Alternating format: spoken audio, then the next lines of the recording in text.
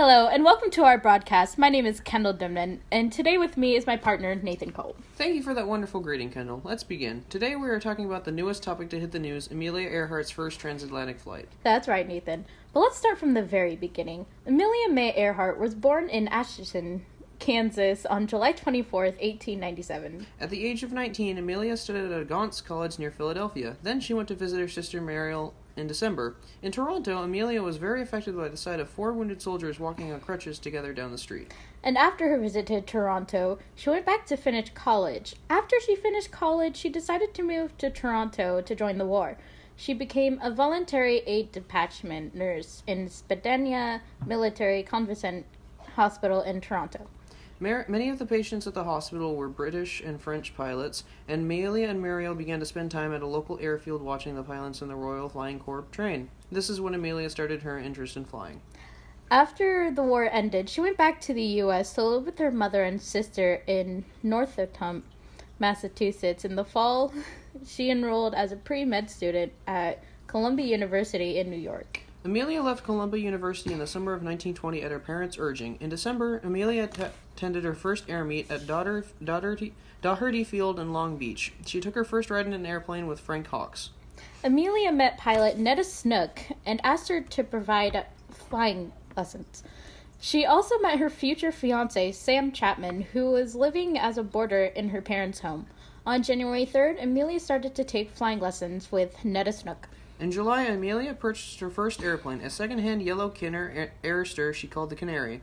She worked in a photography studio as a filing clerk in Los Angeles Telephone Company to help pay for her plane and flying lessons. On December 15th, 1921, Amelia took and passed her trial for a National Aeronautic Association license. 2 days later, she participated in exhibition flying at the Pacific Coast Ladies Derby in Surrey Aerodrome in Pasadena. Amelia appeared as one of the attractions in an air radio in Glendale Airport. She was granted her airline pilot's license by the Fédération Aéronautique Internationale. She became engaged to Sam Chapman at about this time, and she began working in a photography studio.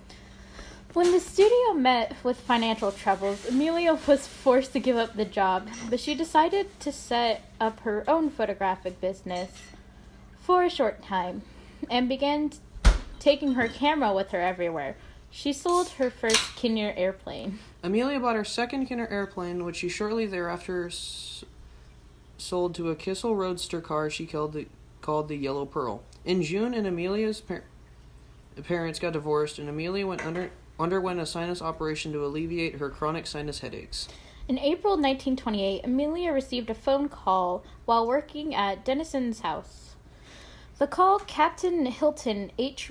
Riley asked Amelia if she would be the first woman to fly across the Atlantic.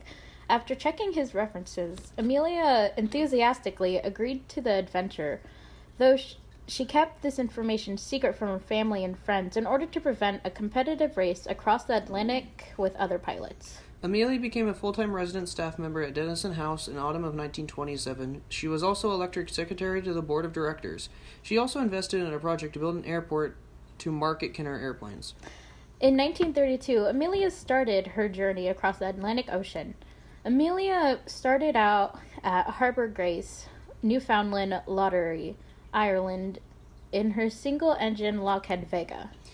And with this flight, Amelia became the first person to cross the Atlantic Ocean twice by air nonstop, setting a record Atlantic crossing. Have you ever wanted to travel across the Atlantic? Well then, come on down and ride in a state-of-the-art Zeppelin. They're lavishly decorated for only the wealthiest of people and come with 5-star chefs and all the food you can afford.